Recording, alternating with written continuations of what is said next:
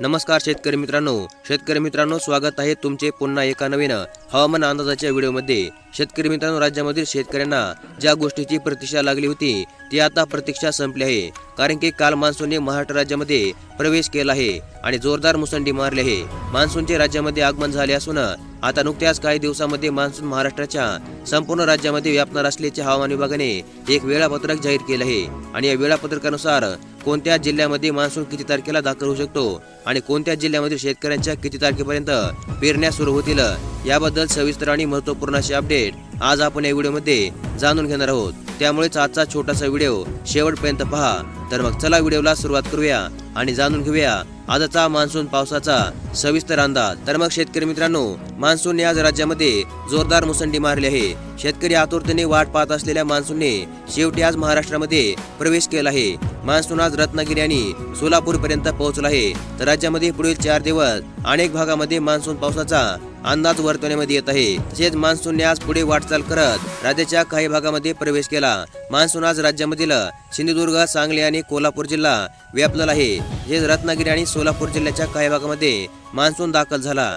राज्याच्या बहुतांशी भागामध्ये पाणी टंचाई सध्या जाणवत होती।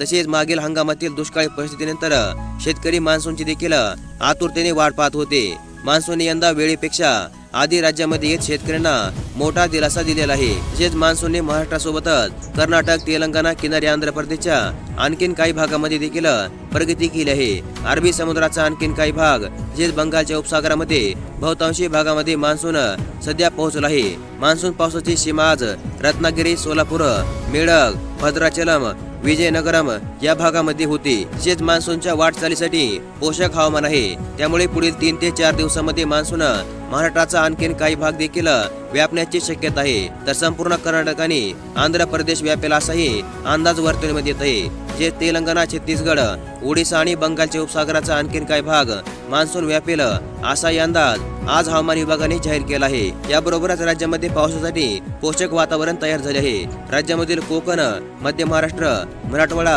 खानदेश आणि विदर्भातील काही भागामध्ये पुढील 3 ते 4 दिवसांमध्ये पावसाचा अंदाजही हवामान विभागाने वर्तवला आहे। तर मग अशा प्रकारची मान्सून पावसाबद्दलची एक अत्यंत महत्त्वपूर्ण अशी अपडेट आज आपण या व्हिडिओमध्ये पाहिली आणि अशाच प्रकारच्या हवामान अंदाजाबद्दलच्या अपडेटसाठी आपल्या चॅनलला नक्की सबस्क्राईब करून ठेवा। व्हिडिओला देखील लाईक करा।